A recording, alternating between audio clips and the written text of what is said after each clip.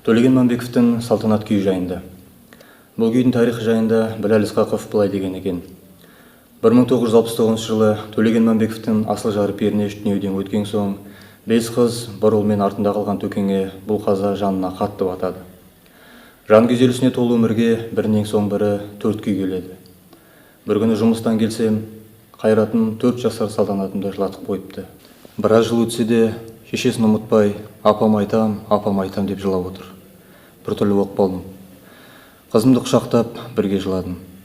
Сосын сүйенішімде, жұбанышымда болған домбырамды алып сабалай беріппін. Ертеңіне жаңа күй шықты.